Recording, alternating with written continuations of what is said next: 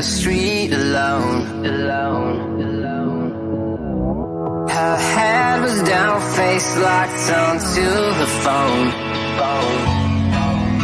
And I wished I'd had a number so I could be color unknown.